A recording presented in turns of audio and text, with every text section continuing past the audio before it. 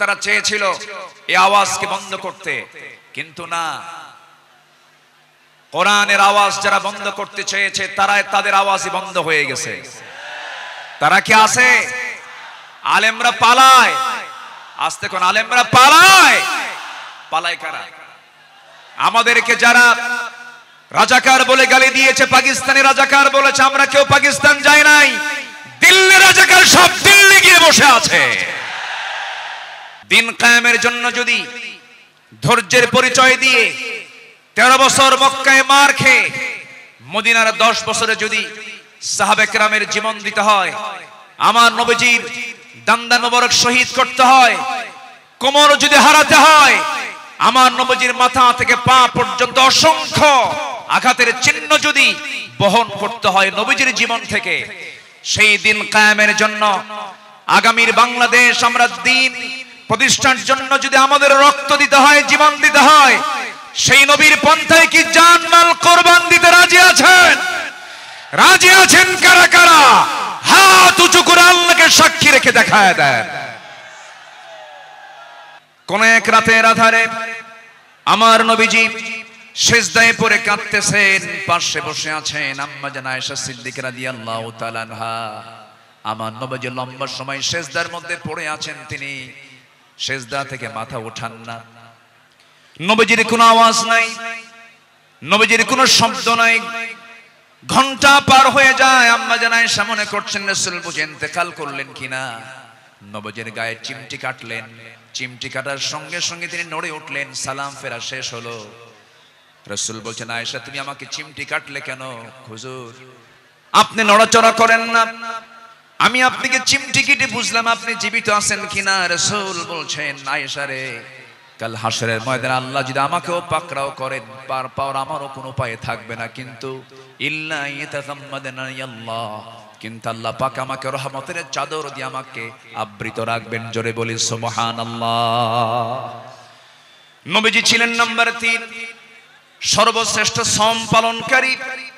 তিনি সারা জীবন প্রতি সোমবার এবং বৃহস্পতিবার তিনি সম পালন করতেন। আমার নবীজি তু'রাদুল আমালু ইয়াওমাল ইসনাইন ওয়াল খামিস ফাউহিব্বু আন ইউ'রাদা আমালি ওয়া আনা সাইম। আমার নবীজির সোমবার এবং বৃহস্পতিবার তার রোজা কখনো বাদ হতো না। শাবান মাসে সবচেয়ে বেশি তিনি রোজা পালন করেছেন। যুবকরা, যৌবনকে কন্ট্রোল করতে হবে। তোমার যৌবন নষ্ট করা যাবে না। তোমার চরিত্র সাইয়েদনা ইউসুফের মতো হতে হবে। আগামীর নেতৃত্ব দিতে গেলে বিবাহ পূর্বক অবৈধ রিলেশন করা যাবে না, নোংরামি করা যাবে না। কিছু যুবক আছে দেখতে পাবে গার্লস স্কুলের সামনে যায় কিছু যুবক আছে ইতিমের মতো বসে থাকে। আছে না? কিছু আছে না? নাই? ইতিমের মতো বসে থাকে, বাপও নাই মাও নাই। না, তোমার এগুলো করা যাবে না। তোমার সামনে বহু কাজ পড়ে আছে। আলিয়া তোমাকে ডাকবে, লাইলি তোমাকে ডাকবে। সাইয়েদনা ইউসুফের চরিত্র নিয়ে রাজুলুন ইযা দাআতহু ইমরাতান যাত হাসাবিন ওয়া জামালিন ইন্নী আখাফুল্লাহ। যখন তোমাকে কোন সুন্দরী নারী যখন প্রেমের প্রস্তাব দিবে, কুপ্রস্তাব দিবে, তুমি বলে ফেলবে আমি কাকে ভয় করি?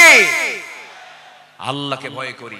ওয়াদাইয়ান ইলাল্লাহি বিইذনিহি ওয়া সিরাজাম মুনীরা।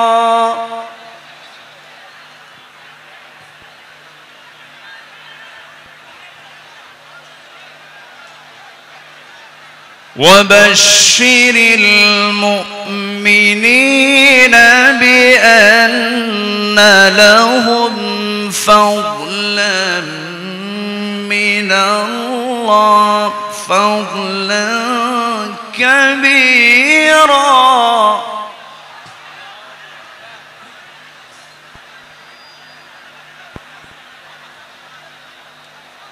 وبشر المؤمنين بأن لهم من الله فضلا كبيرا.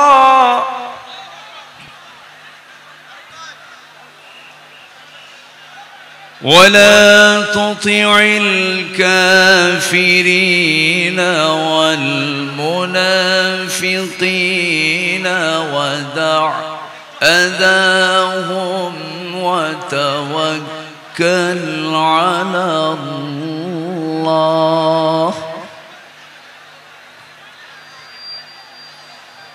وكفى بالله وكيلا.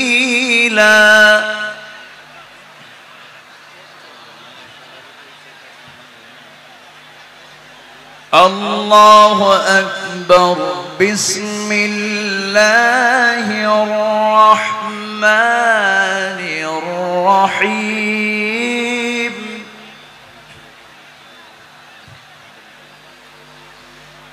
إن الله وملائكته يصلون على النبي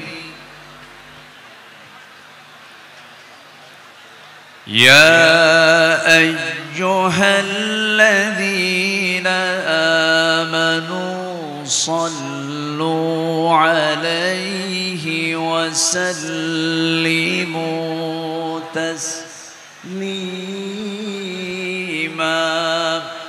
اللهم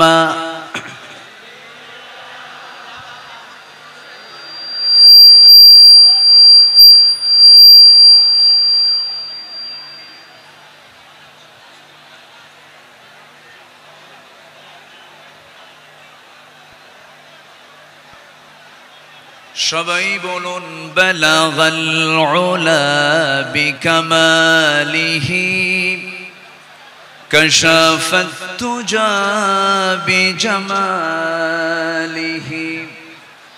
হাসানাত জামিউ খিসালিহি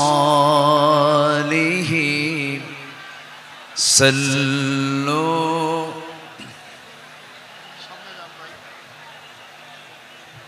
सूरत यूसुफ बिदारी हिकमत लुक़मान इमाम क़ारी क़ुरआन बारी ये है दिले सादिमान इमाम बलगल उला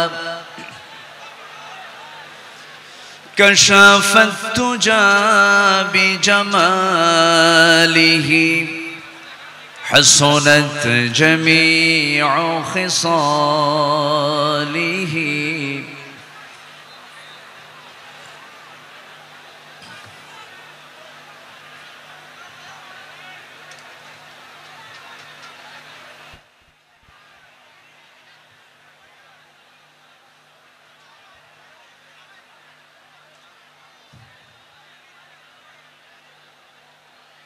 প্রাকৃতিক সৌন্দর্যের অপরূপ লীলাভূমি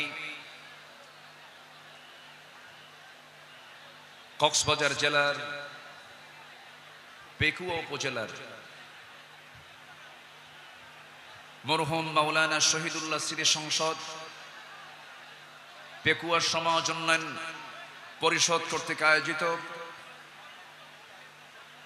অষ্টম বার্ষিকী তাফসীরুল কোরআন মাহফিল 2024 আজকের এই মহতী ঐতিহাসিক মাহফিলের সম্মানিত সুযোগ্য সভাপতি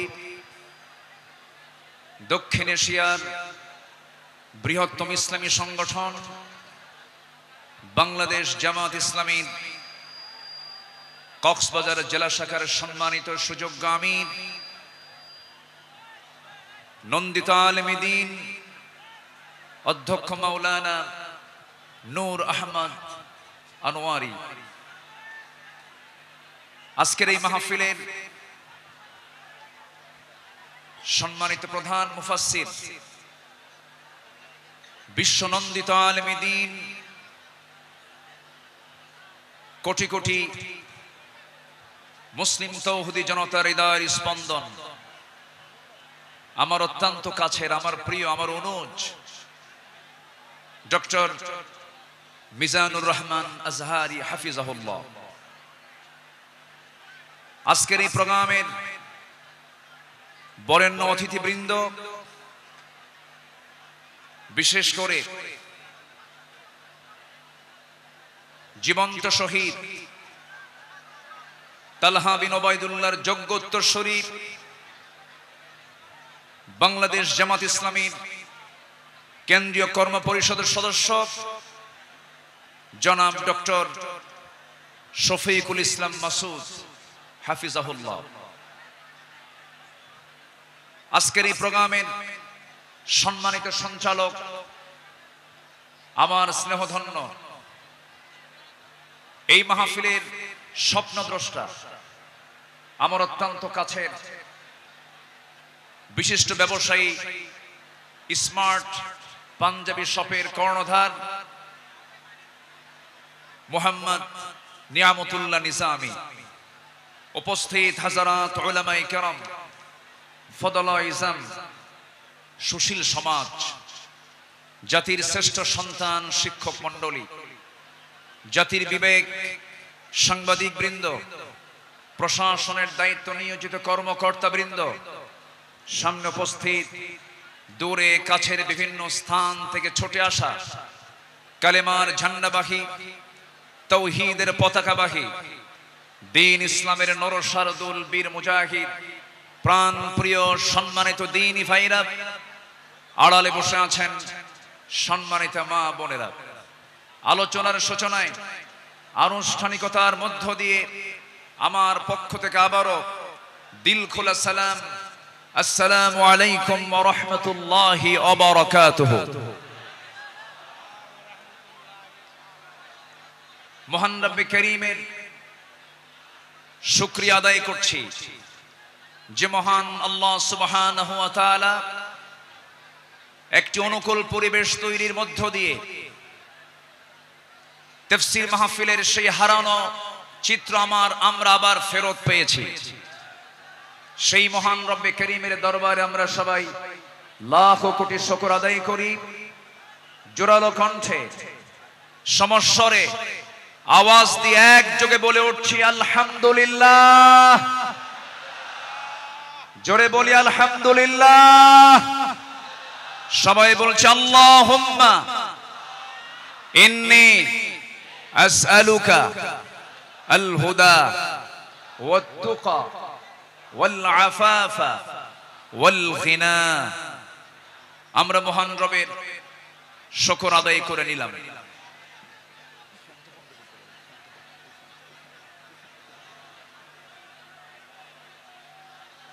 সম্মানিত হাজিরিন, আমি লক্ষ্য করছি আমার বামে এবং ডানে যারা ভলেন্টিয়ার আছেন, মেহেরবানি করে কোনো কথা না বলি।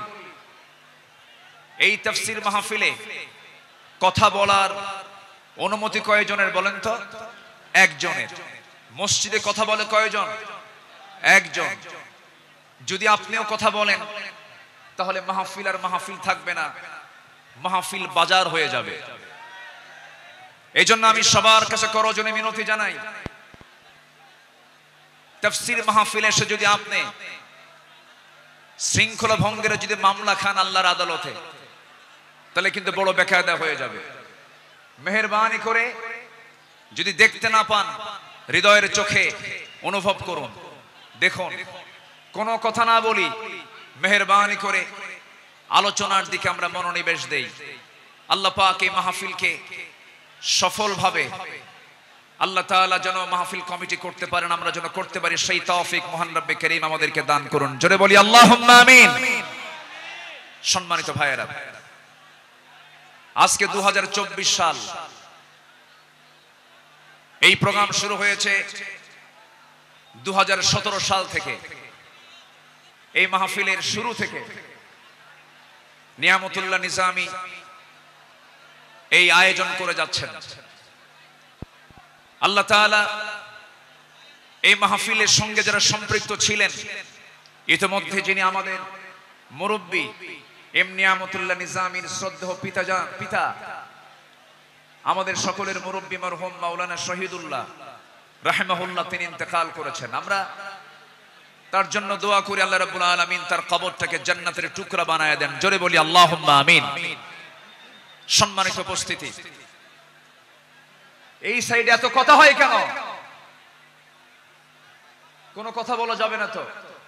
একটু মেহেরবানি করে আমরা, হ্যাঁ একটু মেহেরবানি করে, পিছনে এলইডি আছে, প্রজেক্টর আছে, আপনি দেখতে পাবেন। মেহেরবানি করে মাহফিলের সৌন্দর্য রক্ষার দায়িত্ব একার না সবার? সবার। মেহেরবানি করে ডান পাশের আওয়াজটা মেহেরবানি করে বন্ধ করুন প্লিজ। আমার দিকে এখন তাকান। সম্মানিত দ্বীনি ভাইরা, সম্মানিত বন্ধুগণ, এই কোরআনের মাহফিলের এই সৌন্দর্য ওরা মুছে দিতে চেয়েছিল, একটা মহল ধ্বংস করতে চেয়েছিল। যেখানেই মাহফিল সেখানেই তারা বাধার সৃষ্টি করেছিল, যেখানেই মাহফিল সেখানেই তারা বিভিন্ন নানা ষড়যন্ত্র সৃষ্টি করেছিল। অসংখ্য আলেমকে বিগত 16 বছর অন্যায়ভাবে গ্রেফতার করে জেলখানা আটকে রেখে তাদের বাক শক্তিকে রুদ্ধ করে রেখেছিল।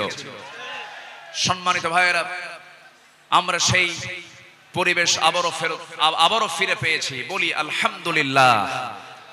এই মুহূর্তে শুরুতে এই তাফসীরের এই প্ল্যাটফর্মে বসে যার কথা বারবার মনে হচ্ছে,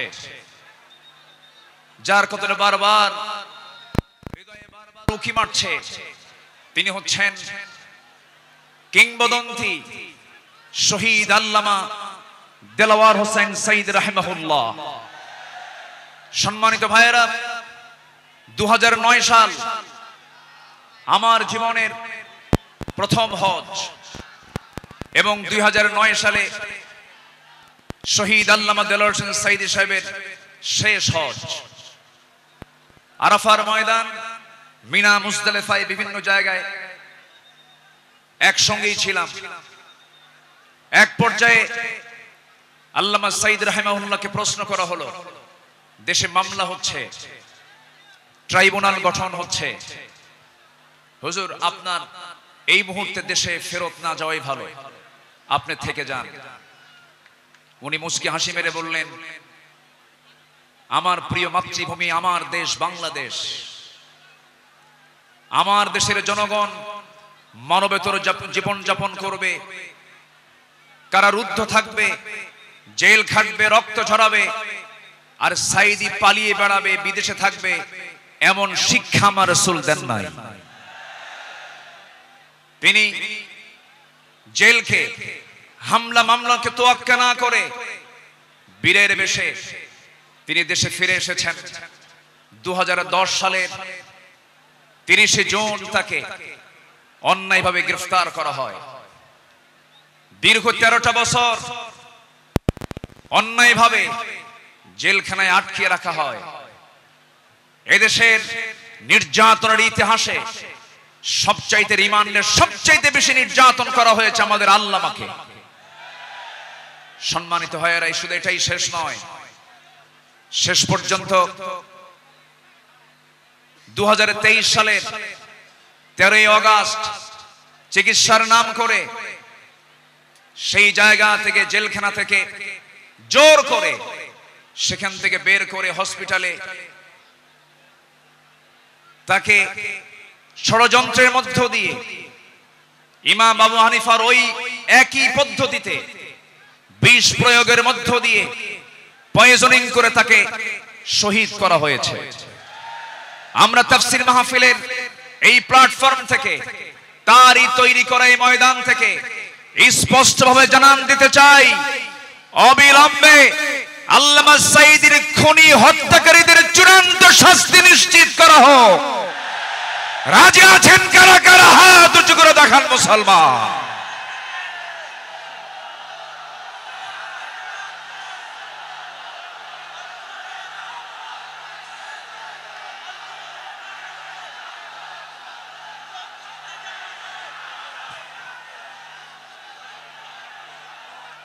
আল্লাহ কবুল করুন, জোরে বলে আমিন। 3টা অপরাধের কোনো ক্ষমা নাই। কয়টা? তিন অপরাধের কোনো ক্ষমা নাই। নাম্বার 1 কতলুন নফস, যারা হত্যাকারী তাদের কোনো ক্ষমা হতে পারে না। নাম্বার 2 আশ-শাইখুজ জানি, যারা বুড়ো জেনাকার, যারা বুড়ো হওয়ার পরও যারা জেনা করে তাদের কোনো ক্ষমা নাই। যারা দিন থেকে বের হয়ে যায় মুরতাদ, তাদের কোনো ক্ষমা নাই। সম্মানিত ভাইয়েরা, সম্মানিত বন্ধুগণ, সম্মানিত উপস্থিতি, আজকের এই উপস্থিতি প্রমাণ করে আগামীর দেশ কোরআনের দেশ, আগামীর দেশ ইসলামের দেশ। আল্লাহ কবুল করুন, জোরে বলে আমিন, আরো জোরে আমিন। আমার পরে আমাদের সবার কলিজার টুকরা মাজলুম, দেশে থাকতে পারেন নাই, অনেক জুলুম তার উপর করা হয়েছে। ডক্টর মিজানুর রহমান আজহারি হাফিজাহুল্লাহ আসবেন, কিন্তু এইরকম যদি আপনারা সাইড টক করেন, কথা বলেন, যদি আওয়াজ করেন, আলোচকের কানে যদি সাইড আওয়াজ যদি চলে আসে, আলোচনা কি ভালো হতে পারে? তাহলে এই বিষয়টি একটু খেয়াল করার চেষ্টা আমি অনুরোধ করব, একটু মেহেরবানি করে, কোনো আওয়াজ না করে, মেহেরবানি করে যে যেখানে আছেন মনোযোগ দিয়ে আমরা কথাগুলো শুনবো। জোরে বলি ইনশাআল্লাহ। আমি আলোচনার সূচনায় কোরআনে কারীমের গুরুত্বপূর্ণ একটি সূরা, সূরাতুল আহজাব থেকে আমি 4টি আয়াতে কারীমা আমি তেলাওয়াত করেছি, যেখানে আমার নবীকে আল্লাহ তাআলা তার কিছু গুণগত দিক তুলে ধরেছেন। এই পৃথিবীতে যত নবী এসেছেন, সকল নবীর ভিতরে সবচাইতে বেশি সম্মানিত নবী হচ্ছেন মুহাম্মদুর রাসূলুল্লাহ। জোরে বলুন মুহাম্মদুর রাসূলুল্লাহ। আল্লাহ তাআলা তার রাসূলকে নাম ধরে ডাকতে পারতেন, কিন্তু নাম ধরে ডাকেন নাই। কি সম্মান দিয়েছেন! আমার নবীর সম্মানটা কত! আল্লাহ রাব্বুল আলামিন অন্য নবীদের নাম ধরে ডেকেছেন, ডাক দিয়েছেন। আল্লাহ রাব্বুল আলামিন বলেছেন, ইয়া আদাম উসকুন আনতা ওয়া যাওজুকাল জান্নাহ। ডাক দিয়েছেন, ওয়া মা তিলকা বিয়ামিনিকা ইয়া মূসা। ডাক দিয়েছেন, ইয়া ইয়াহইয়া খুযিল কিতাবা বিকুওয়া। আল্লাহ তাআলা সব নবীকে হরফে নিদা প্রয়োগ করে ডাক দিয়েছেন, কিন্তু একটা বারের জন্য আমার রাসূলকে নাম ধরে ডাকলেন না, অথচ কোরআন তার উপরে নাজিল হয়েছে। আল্লাহ রাব্বুল আলামিন যেখানেই তার নামটা নিয়েছেন, সেখানেই তার গুণটা বর্ণনা করেছেন। এক জায়গায় বলছেন মুহাম্মাদুর রাসূলুল্লাহ ওয়াল্লাযীনা মাআহু أشداء على الكفار رحماء بينهم تراهم ركعا سجدا يبتغون فضلا من الله ورضوانا سيماهم في وجوههم من أثر السجود. جرب بولون الله أكبر. المدثر قم فأنذر وربك فكبر وثيابك فطهر. جرب بولون الله أكبر. ঠিক এই জায়গায় আল্লাহ রাব্বুল আলামিন সূরাতুল আহজাবের 45 নম্বর আয়াত আল্লাহ রাব্বুল আলামিন তাকে কি সুন্দর করে ডাক দিচ্ছেন, ইয়া আইয়ুহান নাবিয়্যু ইন্না আরসালনাকা শাহিদাও ওয়া মুবাশশিরাও ওয়া নাযীরাও ওয়া দাঈয়ান ইলাল্লাহি বিইذনিহি ওয়া সিরাজাম মুনীরা. জোরে বলুন আল্লাহু আকবার. হে আমার নবী, আমি আপনাকে পাঠিয়েছি সাক্ষী করে, শাহিদ করে, মুবাশশির করে, সুসংবাদদাতা করে, ওয়া নাযীরা ভীতি প্রদর্শনকারী করে পাঠিয়েছি, এবং আল্লাহর পথে দায়ী করে পাঠিয়েছি। আমার আল্লাহ তাআলা আমার রাসূলকে এত সম্মান দিয়েছেন। দুঃখজনক হলো সত্য, বিগত 16 বছর শুধু আলেমদের উপরে নির্যাতন হয়েছে তা নয়, আমার রাসূলকে নিয়ে বাজে কটূক্তি পর্যন্ত করা হয়েছে, ঠিক কি না? রাসূলকে নিয়ে অনেক কটূক্তিও করেছে বিভিন্ন ব্লগাররা। আমার দেশে কিছু বুদ্ধিজীবী আছে যাদের কাজই হলো ইসলাম নিয়ে বাজে কথা বলা, রাসূলকে নিয়ে বাজে কথা বলা। রাসূলকে নিয়ে বলা হয়েছে, এমন ভাবে কথা বলা হয়েছে রাসূল নাকি ছিলেন জিনাকার, রাসূলকে জঙ্গি মুহাম্মদ বলে গালি দিয়েছে। ওরা 16 বছর আমাদের তালিকা করেছে, আমরা এখন নাস্তিকদের তালিকা করতে চাই। কোন নাস্তিক কুলাঙ্গারের জন্য বাংলার জমিন আর হতে পারে না। সম্মানিত ভাইয়েরা, সম্মানিত বন্ধুগণ,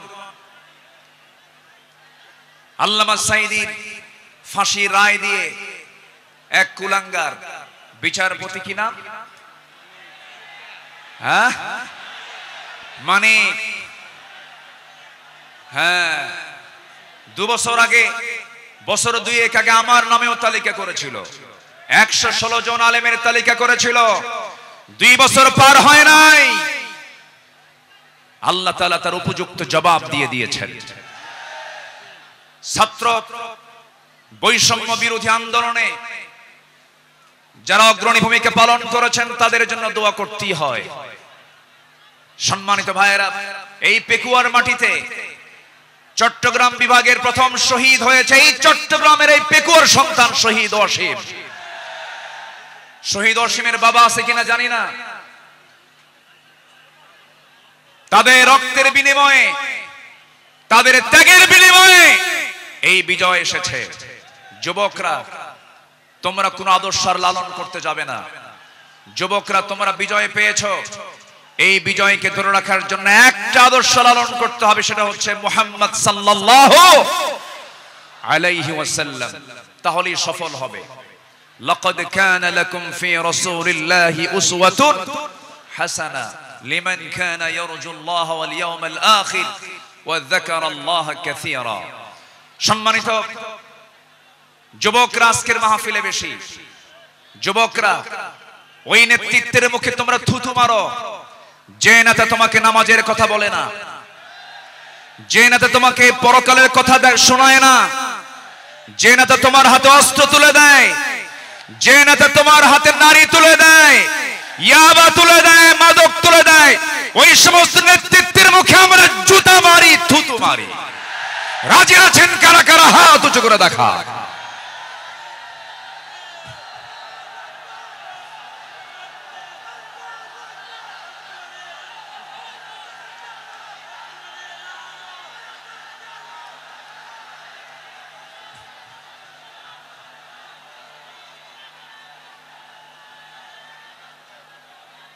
আল্লাহ কবুল করুন, জোরে বলি আল্লাহুম্মা আমিন।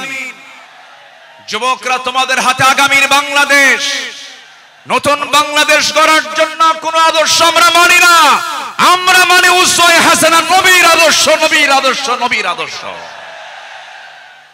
আল্লাহ কবুল করুন, জোরে বলে আমিন। প্রত্যেক মাহফিলে টাইম সিলেকশন থাকে না, আজকের মাহফিলে টাইম সিলেকশন আছে। আমাকে খুব অল্প সময়ের মধ্যে হয়তো আমাকে শেষ করতে হবে, এই জন্য আমাকে সামারাইজ করে, সংক্ষিপ্ত করে কিছু কথা বলতে হচ্ছে। সম্মানিত ভাইয়েরা, সম্মানিত বন্ধুগণ, এই মাহফিলের এই প্ল্যাটফর্মে 16 বছর যারা এই কাজ করেছেন তাদেরকে ভালোভাবে মাহফিল করতে দেওয়া হয়নি। আমি আব্দুল্লাহ আল আমিন, আমাকে কত জায়গা থেকে মাহফিলের এই প্ল্যাটফর্ম থেকে, এই চেয়ার থেকে কতবার ধরে নিয়ে যাওয়া হয়েছে, এটার হিসাব আমার নাই। সাতক্ষীরায় গেলাম, খুলনায় গেলাম, পাবনাতে, পাবনার দারুল আমান ট্রাস্ট, আল্লামা সাঈদীর শেষ মাহফিল ছিল 2010 সাল। এরপরে 2011, 12, 13, 14 এই কয়েক বছর মাহফিল কোনো মতো করতে পারছি। এরপরেই 2015 সালে সেই মাহফিল করতে গিয়ে আমাকে লক্ষ্য করে গুলি পর্যন্ত করা হয়েছে। সম্মানিত ভাইয়েরা, এরকম করে তারা চেয়েছিল এই আওয়াজকে বন্ধ করতে, কিন্তু না, কোরআনের আওয়াজ যারা বন্ধ করতে চেয়েছে তাদের আওয়াজই বন্ধ হয়ে গেছে।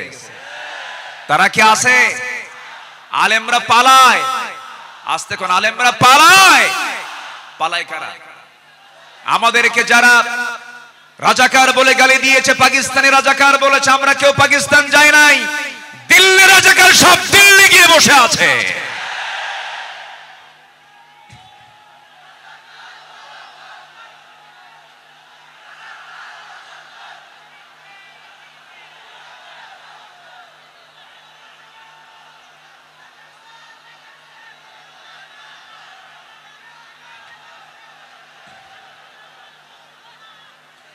সম্মানিত হাজিরিন, সম্মানিত ভাইয়েরা,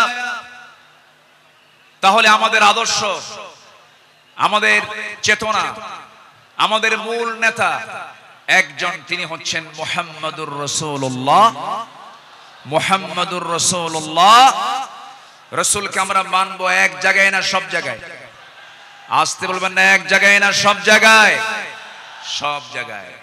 রাসূলকে নামাজে মানবেন, রাসূলকে রোজায় মানবেন, রাসূলকে দাড়িতে মানবেন, রাসূলকে মিষ্টি খাওয়াতে মানবেন, রাসূলকে আপনি উহুদে মানবেন না, রক্ত ঝরাতে মানবেন না, দাঁত ভাঙবেন না, রাষ্ট্র পরিচালনায় রাসূলকে মানবেন না। আপনি উম্মত নন, আপনি ভণ্ড, আপনি প্রতারক।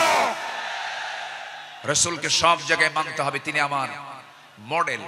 আল্লাহ তাআলা আমাকেই শুধুমাত্র সেই নেতৃত্ব মানতে দিয়েছেন, মানার জন্য অর্ডার দিয়েছেন, তিনি হচ্ছেন মুহাম্মদ সাল্লাল্লাহু। ঘটনা কি এখানে কি হয়েছে শোনা যায় না নাকি? কোনো সমস্যা, কোনো অসুবিধা নাই তো? বলি আলহামদুলিল্লাহ।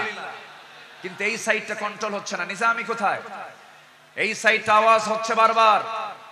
মেহেরবানি কোনো কথা না বলি, মেহেরবানি করে এই সাইডটা একটু বন্ধ রাখুন, আওয়াজটা বন্ধ রাখুন।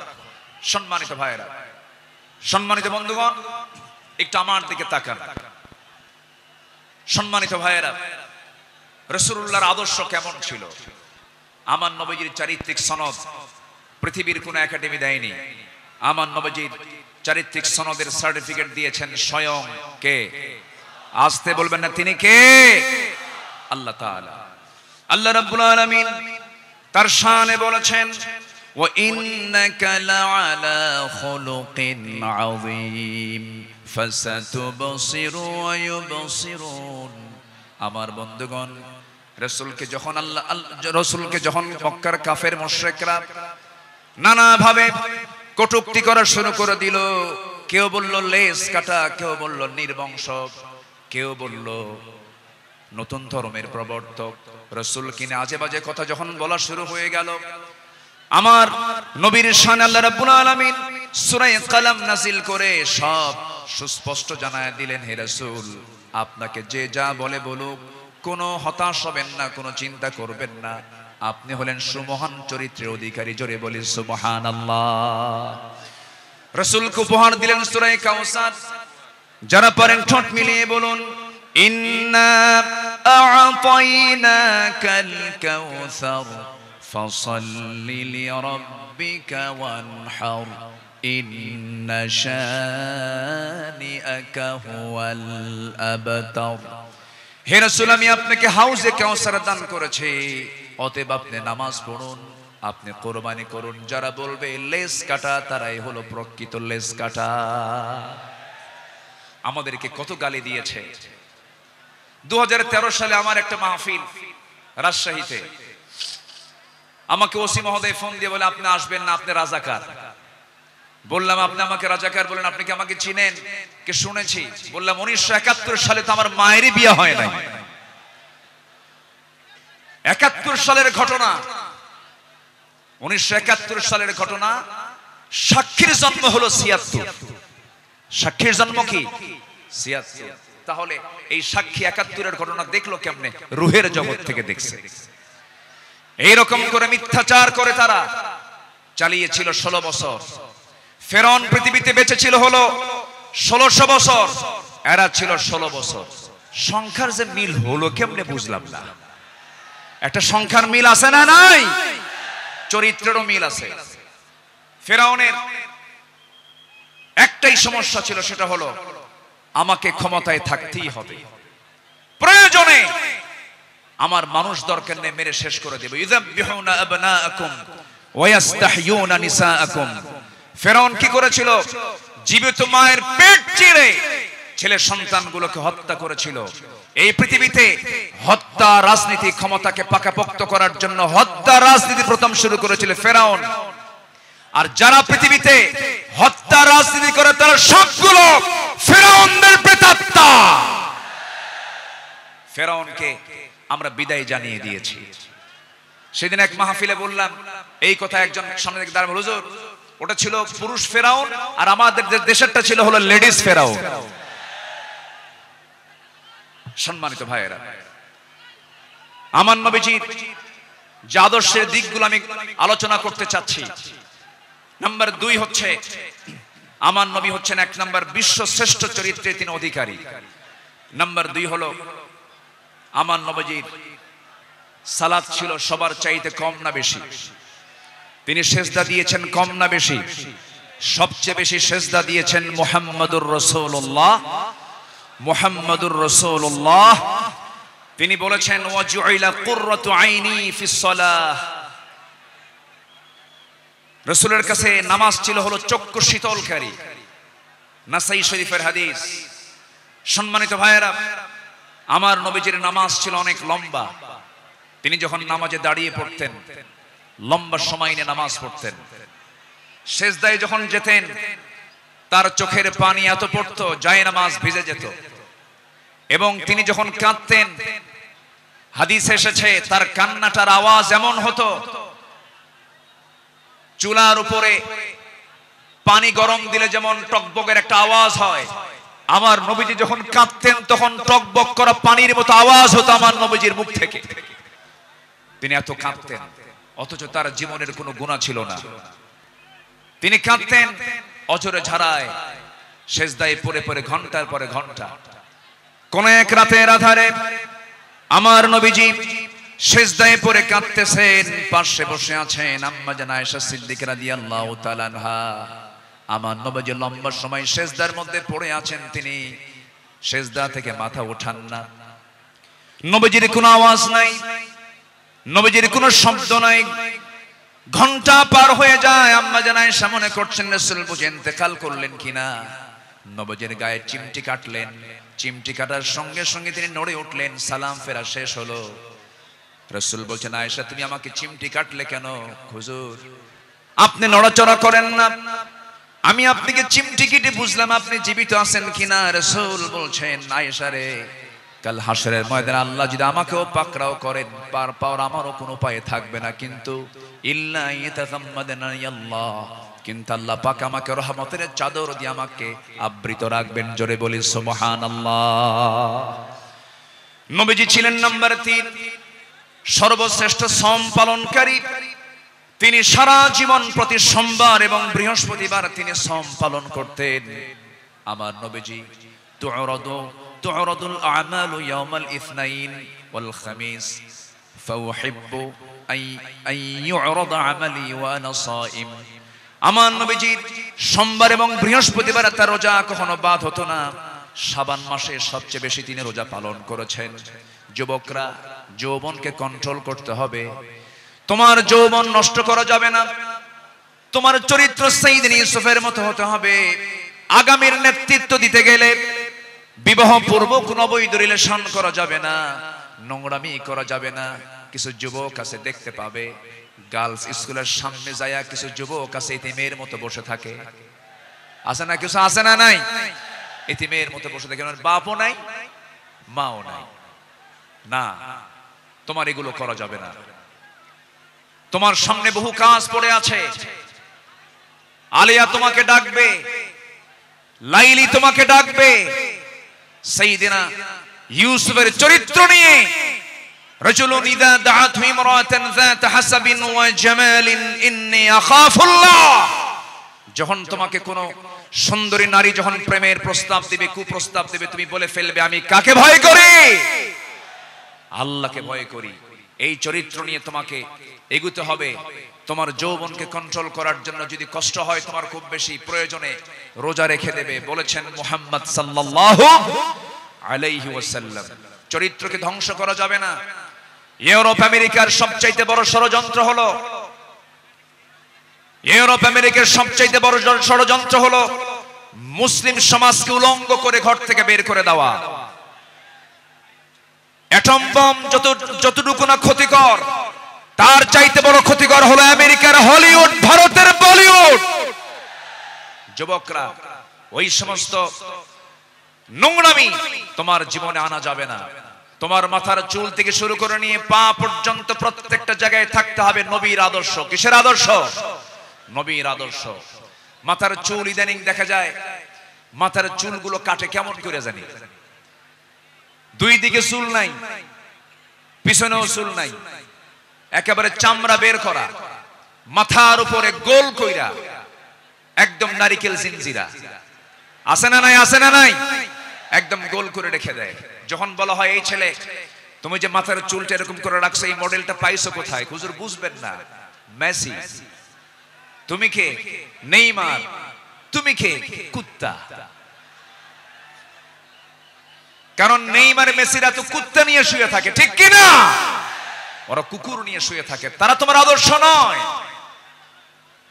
শার্টের সাইজ নাই, প্যান্টের সাইজ নাই, নতুন প্যান্ট কিনে আনে হাঁটু ফাটা। কি আমি কি ভুল বলতেছি? নতুন প্যান্ট কিনে আনে কি ফাটা? হাঁটু ফাটা। হাঁটুতে কাপড় নাই। ওই পোশাক পরে কি নামাজ হবে? আসতে বলো, ওই পোশাক পরে কি নামাজ হবে? হবে না। নামাজ হতে হলে আগে সতরটা ঢাকতে হবে। অনেকদিন আগে এক মসজিদে ঢুকলাম আমি, নামাজ শুরু করব, ঢুকেই তো 2 রাকাত নামাজ। আমাদের দেশে বিভিন্ন মসজিদে লেখা থেকে লাল বাতি জ্বলাকালীন অবস্থায় নামাজ নিষেধ। এটা মানবেন না। আমার নবীজির সুন্নাহ যদি মানেন তাহলে মসজিদে ঢুকেই কয় রাকাত নামাজ পড়েছেন মুহাম্মদ সাল্লাল্লাহু আলাইহি ওয়াসাল্লাম। তো আমি ভিতরে ঢুকে নামাজ শুরু করব, দেখি সামনে এক যুবক নামাজে দাঁড়াইছে, এরকম একটা প্যান্ট আর শার্ট নিয়ে। তো ভাবলাম দেখি ওর নামাজটা আগে দেখি। রুকুতে যখন গেছে, রুকুর ঠেলায় দেখি শার্ট উপরে, প্যান্টটা নিচের দিকে, মাঝখানে ফাঁকা। তো ভাবলাম এই তো রুকুর হাল, সেজদায় যে কি হবে আল্লাহই জানে। সেজদায় যখন গেছে তখন দেখি প্যান্ট খুলে আন্ডার প্যান্ট বের হইছে। এই হলো পোশাকের হাল। এই জাতীয় কোনো পোশাক যুবকরা পরবে না। তোমার সূরত এবং সিরাত হতে হবে নবীর আদর্শ উজ্জীবিত, নবীর আদর্শের মতো হতে হবে, নবীর আদর্শকে লালন করতে হবে। সম্মানিত ভাইয়েরা, নাম্বার 4, আমার নবী ছিলেন অশেষ দানশীলতার শ্রেষ্ঠ একটা উদাহরণ। তিনি বেহিসাবি দান করতেন, কিচ্ছু রাখতেন না, সব দিয়ে দিতেন দিন প্রতিষ্ঠার সংগ্রামে। রাসূল যেদিন মারা যাবেন, আমার নবীজির ইন্তেকালের সময় হয়ে গেল, নবীজি দুনিয়া থেকে বিদায় নেবেন। আম্মা জান আয়েশার উরুর উপরে মাথা রেখেছেন। নবীজি যে কোনো মুহূর্তে দুনিয়া থেকে বিদায় নেবেন। এমন সময় বলছেন, আয়েশা রে, আমি মনে হয় দুনিয়া থেকে বিদায় নেব, আমার মনে হয় বিদায় লগনটা চলে আসছে, যে কোনো মুহূর্তে মালাকুল মউত চলে আসবে। দেখো তো আমার ঘরের মধ্যে কোনো কিছু আছে নাকি। গোটা ঘর তালাশ করে কয়েকটা স্বর্ণের টুকরা বের হলো। আমার নবীজি হাতের তালুতে নিয়ে বললেন, আয়েশা, এতটুকুন সম্পদ আমি রাখতে চাই না, এতটুকুন সম্পদ আমি একামতে দিনের কাজে আমি দান করে দুনিয়া থেকে বিদায় হতে চাই। আমার নবীজি 2 হাতে দান করেছেন। নাম্বার 5 হলো পৃথিবীর সবচেয়ে শ্রেষ্ঠ দোয়া, 4টা মেয়ের বাবা আমাকে বানিয়েছেন। এত আস্তে আলহামদুলিল্লাহ বললেন, বিয়ে কি আপনি দিবেন নাকি? এটা জোরে বলেন না আলহামদুলিল্লাহ। হ্যাঁ, 4টা মেয়ের বাবা ছিলেন মুহাম্মদ সাল্লাল্লাহু আলাইহি ওয়াসাল্লাম। নবীজি মেয়েদেরকে বিয়ে দিয়েছেন। সাইয়েদনা ওসমান কি মেয়ে দিয়েছেন, আবার সাইয়েদনা আলীকেও মেয়ে দিয়েছেন। একজনকে দিয়েছেন ধনীর ছেলের সাথে, আরেকজনকে দিয়েছেন গরিব ছেলের সাথে। রাসূল কি ব্যালেন্স করেছেন। সবচেয়ে প্রিয়, সবচেয়ে আদরের দুলালি ফাতিমাকে গরিব ছেলের সঙ্গে বিয়ে দিয়েছেন। বিয়ে যেদিন দিলেন, রাসূল বললেন, ও ফাতিমা, আমি তোমাকে এমন স্বামী তোমার হাতে তুলে দিলাম, এমন স্বামী আমি তোমাকে দিলাম, যার সম্পদ নাই, টাকা নাই, পয়সা নাই, ঘর নাই, বাড়ি নাই, কিচ্ছু নাই, কিন্তু মাথা থেকে পা পর্যন্ত তাকওয়া দিয়ে ভরা। জোরে বলে সুবহানাল্লাহ। এমন স্বামী তোমাকে দিলাম। চলে যাও বাবার ঘর থেকে স্বামীর ঘরে গিয়ে করে খাও, মৃত্যুর দিন পর্যন্ত যেন স্বামীর বিরুদ্ধে একটা নালিশ আমার কানে না আসে। এই কথা বলে বিদায় দিয়ে দিলেন। আমার নবীজি 3 দিন পার হয় নাই, ফাতিমাকে না দেখলে তিনি অস্থির হয়ে যেতেন।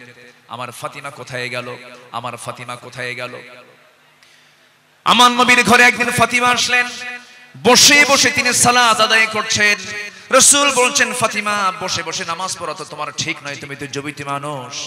এবার তিনি বলছেন, আব্বা জান আমিও জান আমি বসে বসে নামাজ পড়ি না, কিন্তু দাঁড়িয়ে দাঁড়িয়ে নামাজ পড়ার হেতু হলো আমি যে দাঁড়িয়ে দাঁড়িয়ে নামাজ পড়ব, আমার গায়ে যে জামাটা দেখতে পাচ্ছেন বাবা, এর পিছনের একটা অংশ তালিযুক্ত অংশ আছে।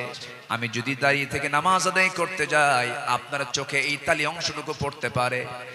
আপনি হয়তো আমার স্বামীর ব্যাপারে নেগেটিভ সেন্স আনতে পারেন, আরে আমার মেয়ে কালী কাপড়ে কষ্ট দেয়, আমার স্বামীর এতটুকু দুর্নাম প্রকাশ পেয়ে যাক, আমি এটা চাই নাই বলে আমি বসে বসে নামাজ আদায় করছি। জোরে বলি সুবহানাল্লাহ। এবং মেয়েকে বিয়ে দিয়ে বললেন, ও আমার মেয়ে ফাতিমা, স্বামীর ঘরে চলে যাও, মৃত্যুর দিন পর্যন্ত যেন স্বামীর বিরুদ্ধে একটা নালিশ যেন আমার কানে না আসে। সংসার করে খাও, বিয়ের পরে বাবার ঘরের চাইতে শ্রেষ্ঠ ঘর হলো স্বামীর ঘর, স্বামীর ঘরে করে খাও। কিন্তু আজকের বাপরা কি তা কয়? আজকের বাপরা কি কয় জানেন? মেয়ে বিয়ে দিয়ে কয়, মা চলো যা স্বামীর ঘরে, যদি কিছু বলে শুধু ফোন দিবি, খাইয়া ফালামো। ঠিক আছে না? না, এই আচরণ করা ঠিক নয়। আমার নবীজি একদিন বসে আছেন, ফাতিমা রাদিয়াল্লাহু তাআলা আনহা তিনি তার আব্বার সঙ্গে দেখা করার জন্য আসছেন। এসে বলছেন, আব্বা আপনি হলেন রাষ্ট্রপ্রধান, আপনি যা বলবেন তাই হয়ে যাবে। আমি অভিযোগ নিয়ে আসি না, স্বামীর সঙ্গে পরামর্শ করে এসেছি। আমরা যে ঘরে থাকি ভাড়ার ঘর, মেঝেটা কাঁচা, গায়ে পায়ে কাপড়ে ময়লা লেগে যায়। আপনার 2টা নাতি হাসান হোসেন, এদেরকে নিয়ে আমি সামলাতে পারি না। দেখুন তো একটা খাদেম নিযুক্ত করা যায় নাকি, একটা কাজের মানুষ নিযুক্ত করা যায় নাকি? আমার রাসূল বলছেন, ও আমার কলিজার টুকরা মেয়ে ফাতিমা, এদিকে আসো। তোমার বাবা তার নিজের কাপড় নিজে ধৌত করে, নিজের ঘর নিজে ঝাড় দেয়। তোমার পিতা কারো সাহায্য নেয় না তার ব্যক্তিগত কাজের ক্ষেত্রে। আমি চাই আমার মেয়ে ফাতিমা তুমি এমনই থেকে যাও, দুনিয়াটাকে বড় করার চেষ্টা করো না ফাতিমা। আমি তোমাকে একটা আমল শেখায় দিচ্ছি, তুমি যাও সে আমলটা করো। সুবহানাল্লাহ, আলহামদুলিল্লাহ, আল্লাহু আকবার 33 34 বার করে সকাল সন্ধ্যা পড়বে। আমার আল্লাহ তোমার সমস্ত কাজের জিম্মাদার হয়ে যাবেন। জোরে বলি সুবহানাল্লাহ। আমার বন্ধুগণ, নাম্বার 7 হলো রাষ্ট্রে প্রথম মসজিদ প্রতিষ্ঠা তিনি করেছেন, ইসলামী সংস্কৃতি প্রতিষ্ঠা করেছেন। নাম্বার 8 হলো বিশ্ববাসীর জন্য তিনি প্রেরিত কোরআনের প্রথম এবং শ্রেষ্ঠ প্রধান শিক্ষক তিনি। ইন্নামা বুইসতু মুআল্লিমান বুইসতু লিউতাম্মিমা মাকারিমাল আখলাক। রাসূল বলেন, আমি পৃথিবীতে প্রেরিত হয়েছি মানুষের চারিত্রিক মানকে তার চূড়ান্ত শিখরে পৌঁছে দেবার জন্য। জোরে বলি সুবহানাল্লাহ। নাম্বার 9 হলো যুদ্ধের ময়দানে তিনি ছিলেন অগ্রগামী, সাহসী একজন নেতা। বদর, উহুদ, খন্দক এই সমস্ত যুদ্ধ তার প্রমাণ। প্রতিটা যুদ্ধে আমার নবী যে সবার পেছনে না সবার আগে, সবার পেছনে না সবার আগে, সবার আগে। সবচেয়ে মার খেয়েছেন উহুদের ময়দানে, সবচাইতে বেশি রক্ত ঝরিয়েছেন মুহাম্মদুর রাসূলুল্লাহ, মুহাম্মদুর রাসূলুল্লাহ সাল্লাল্লাহু আলাইহি ওয়াসাল্লাম। নাম্বার 10, সময় তো অল্প, আমাকে সংক্ষিপ্ত করে বলতে হচ্ছে। নাম্বার 10, সর্বদা তওবার জন্য অস্থির চিত্তের অধিকারী, অস্থির মনের অধিকারী। সর্বদা তিনি তওবা করতেন এবং তিনি বলতেন, তুবু ইলাল্লাহ ফাইন্নী আতুবু ফিল ইয়াউমি 100 মাররা। ও আমার সাহাবীরা, তোমরা বেশি করে তওবা করো, আমি বিশ্বনবী সারা দিনে 100 বারেরও বেশি বার তওবা করি। আল্লাহু আকবার। এই আমলগুলো আল্লাহ পাক সবাইকে করার তৌফিক দান করুন। জোরে বলি আমিন। নাম্বার 11, এই পৃথিবীতে তিনি সবচাইতে বড় জাকির ছিলেন, সবচাইতে বেশি তিনি জিকির করানেওয়ালা ছিলেন মুহাম্মদ সাল্লাল্লাহু আলাইহি ওয়াসাল্লাম। তিনি বলেছেন, মান ক্বালা সুবহানাল্লাহ ওয়া বিহামদিহি ফি ইয়াউমিন 100 মাররাতিন হুত্তাত খতায়াহু ওয়া ইন কানাত মিসলা যাবাদিল বাহর। অর্থাৎ যদি কেউ 100 বার সুবহানাল্লাহি ওয়া বিহামদিহি এটা যদি বলতে পারে, তাহলে সমুদ্রের ফেনা পরিমাণও যদি গুনাহ হয়, সেই গুনাহ আল্লাহ পাক তার জীবন থেকে সাফ করে দিবেন। রাসূল তার জিহ্বা সর্বক্ষণ কার জিকিরে ব্যস্ত থাকতো? আসতে বলবেন, কার জিকিরে ব্যস্ত থাকতো? আল্লাহর জিকিরে। নাম্বার 12 হলো ধৈর্যশীলতার জীবন্ত উদাহরণ ছিলেন মুহাম্মদুর রাসূলুল্লাহ সাল্লাল্লাহু আলাইহি সাল্লাম। ধৈর্য কাকে বলে, ধৈর্য কি, তার বাস্তব প্রমাণ হচ্ছেন মুহাম্মদ সাল্লাল্লাহু আলাইহি ওয়াসাল্লাম। মক্কায় 13টা বছর তিনি মার খেয়েছেন, কত নির্যাতন সহ্য করেছেন, কত অত্যাচার তিনি সহ্য করেছেন। মক্কার 13 বছরের সাহাবা কেরামকে মেরে মেরে রক্তাক্ত করেছে। খাব্বাবকে মেরে জ্বলন্ত অঙ্গার পিঠের মধ্যে ঢুকে গেছে, চর্বি দিয়ে অঙ্গার নিভে গেছে, তবুও তাদের মুখ থেকে একবারের জন্য বাদ যায়নি লা ইলাহা ইল্লাল্লাহ। কি ধৈর্যশীলতার তিনি পিরামিড ছিলেন, ধৈর্যের এক পিরামিড ছিলেন মুহাম্মদ সাল্লাল্লাহু আলাইহি ওয়াসাল্লাম। মক্কার মাটিতে নির্যাতন করা হয়েছে, সাহাবে কেরামদের উপরে অমানবিক পাশবিক অত্যাচার করা হয়েছে, কিন্তু এক চুল পরিমাণ তারা নড়েন নাই। বেলালের কথা কে না জানেন, সুমাইয়ার কথা কে না জানেন, ইয়াসার পরিবারের কথা কে না জানেন। এই সমস্ত সাহাবে কেরামের রক্তদানের মধ্য দিয়ে দিন কায়েম হয়েছে। সম্মানিত ভাইয়েরা, দিন কায়েমের জন্য যদি ধৈর্যের পরিচয় দিয়ে 13 বছর মক্কায় মার খেয়ে মদিনার 10 বছরে যদি সাহাবে কেরামের জীবন দিতে হয়, আমার নবীজির দান্দা মোবারক শহীদ করতে হয়, কোমর যদি হারাতে হয়, আমার নবীজির মাথা থেকে পা পর্যন্ত অসংখ্য আঘাতের চিহ্ন যদি বহন করতে হয় নবীজির জীবন থেকে, সেই দিন কায়েমের জন্য আগামীর বাংলাদেশ আমরা দিন প্রতিষ্ঠার জন্য যদি আমাদের রক্ত দিতে হয়, জীবন দিতে হয়, সেই নবীর পন্থায় কি জান মাল কোরবান দিতে রাজি আছেন? রাজি আছেন কারা কারা? হাত উঁচু করে আল্লাহকে সাক্ষী রেখে দেখায় দেন।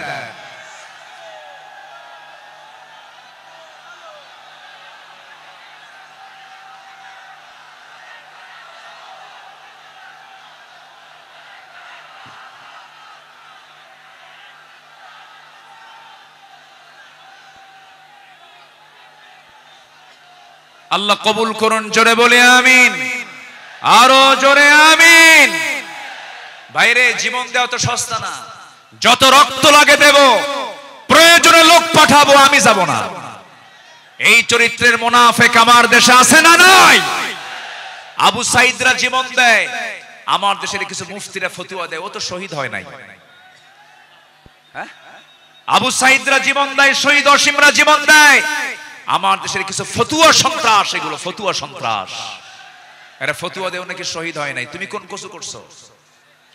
আমার দেশে 16 বছর অনেক ওলামা, অনেক আলেম আমার দেশে অবস্থান করছেন, এখনো আছেন। বিগত 16 বছর তাদের উপর একটা মামলা তো দূরের কথা, একটা আচরও গায়ে লাগে নাই। দেশ যখন পট পরিবর্তন হয়েছে, চোরের মায়ের বড় গলা। মুনাফিক চেনা যায় নামাজে নয়, মুনাফিক চেনা যায় রোজায় নয়, মুনাফিক চেনা যায় সূরাতে নয়, মুনাফিক চেনা যায় হলো ময়দানে, মাঠে, জিহাদের প্রান্তরে। সম্মানিত ভাইয়েরা, আমার সময় ফুরিয়ে যাচ্ছে, আমি যে কোনো মুহূর্তে শেষ করে দেব। আজকের মাহফিলের আরো কাঙ্ক্ষিত মেহমান আছেন, বিশেষ করে আমার পরপরই আসছে নাকি?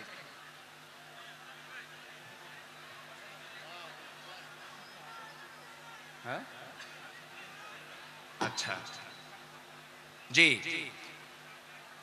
বিশেষ করে এদেশের ইসলামী আন্দোলনের জীবন্ত শহীদ তালহা বিন ওবায়দুল্লাহর যোগ্য উত্তরসূরি ডক্টর শফিকুল ইসলাম মাসুদ হাফিজাহুল্লাহ, তিনি অল্প সময়ের মধ্যে আমাদের মাঝে আসবেন। জোরে বলি ইনশাআল্লাহ, জোরে বলি ইনশাআল্লাহ।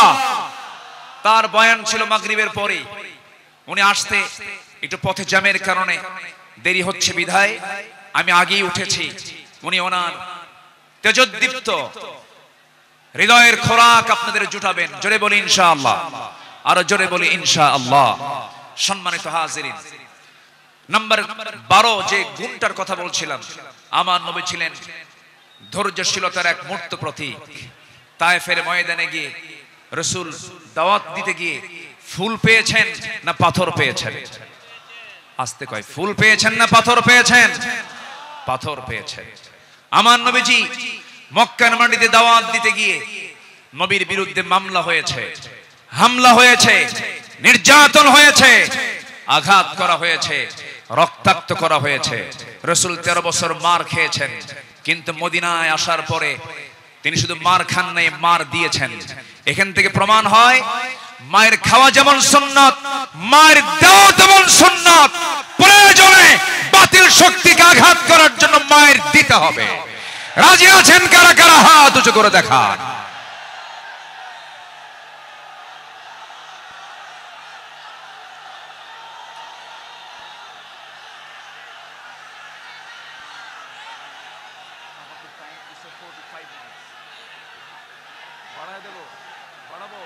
আচ্ছা,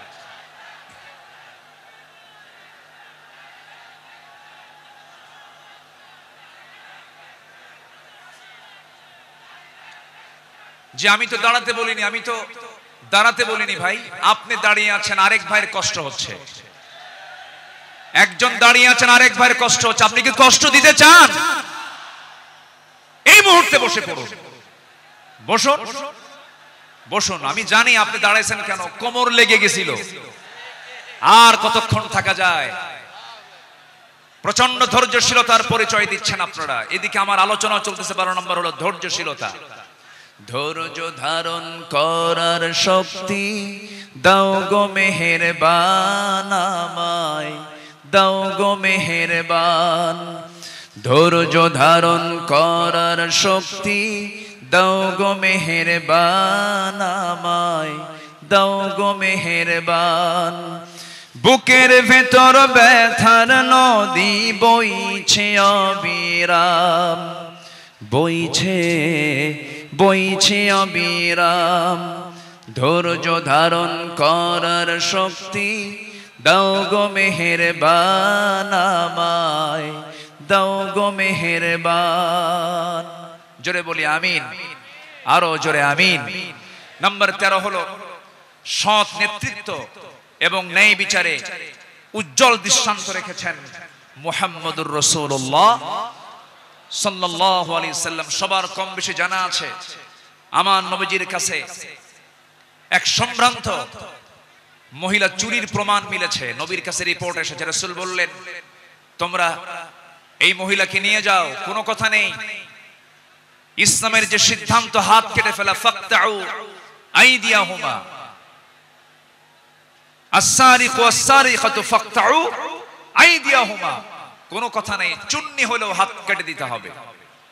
সেই সম্ভ্রান্ত পরিবারের সদস্যবৃন্দ সাইয়েদনা ওমর ফারুকের কাছে গেলেন, গিয়ে বলতেছে, সাইয়েদনা ওমর, আপনি যদি একটু সুপারিশ করতেন, হয়তো আমাদের রাসূল একটু এখানে ক্ষমার দৃষ্টিতে দেখতেন, লঘু শাস্তি দিতেন। সাইয়েদনা ওমর ফারুক যখন তার কাছে গিয়ে বললেন, ইয়া রাসূলুল্লাহ, সম্ভ্রান্ত পরিবারের মেয়ে, দেখুন তো একটু এই জায়গায় শাস্তিটাকে কমিয়ে লঘু করা যায় কিনা। আমার নবীজির চেহারা রক্তিম আকার ধারণ করলো, নবীজির চেহারা লাল বর্ণ আকার ধারণ করলো। নবীজি এবার বলছেন, ওমর, তোমার দারাজ কণ্ঠ কোথায় গেল? তোমার আওয়াজ তো খুব স্লো হয়ে গেছে, তুমি এমন দারাজ কণ্ঠ তোমার হারিয়ে গেল কেন? ওমর, তুমি আমাকে যে প্রস্তাব দিতে এসেছো, আমি তোমাকে স্পষ্ট ভাষায় জানান দিতে চাই। এই জায়গায় যদি আল্লাহি লাউ আন্না ফাতিমাতু বিনতে মুহাম্মদ সারাকাত লাকাতাতু ইয়াদাহা, যদি এই মুহূর্তে আল্লাহর কসম করে বলি, আমার কলিজার টুকরা ফাতিমা বিনতে মুহাম্মদ যদি চুরি করে ধরা পড়ে যেত, আমি রাসূল সময়কে সাক্ষী রেখে নিজ হাতে আমি আমার ফাতিমার হাত কেটে দিতাম। জোরে বলি আল্লাহু আকবার, আরো জোরে আল্লাহু আকবার। সেই বিচার, সেই শাসনকে আমরা দেখতে চাই। সেই বিশ্বনবীর তৈরি করা, তিনি যে পার্লামেন্ট তৈরি করেছিলেন, যে আদালত কায়েম করেছিলেন কোরআনের আদালত, সেই কোরআনের আদালতকে আমরা দেখতে চাই। তাহলে আমরা সৎ এবং যোগ্য নেতৃত্ব কায়েম করব, সেই কাজে আমরা নিজেকে প্রস্তুত করব। জোরে বলি ইনশাআল্লাহ, আরো জোরে বলি ইনশাআল্লাহ। জিকির করি লা ইলাহা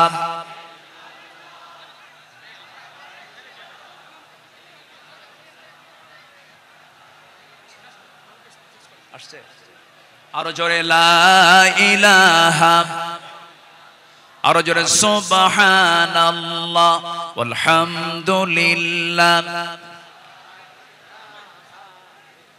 লা ইলাহা ইল্লাল্লাহ মুহাম্মাদুর রাসূলুল্লাহ সাল্লাল্লাহু। সবার কাছে দোয়া চাই, সবাইকে আমার জন্য দোয়া করবেন। সবার কাছে দোয়া আছে, সবার জন্য দোয়া করে আমি এখানে শেষ করছি। সুবহানাকাল্লাহুম্মা ওয়া বিহামদিকা আশহাদু আল্লা ইলাহা ইল্লা আনতা আস্তাগফিরুকা ওয়া আতুবু ইলাইক। আসসালামু আলাইকুম।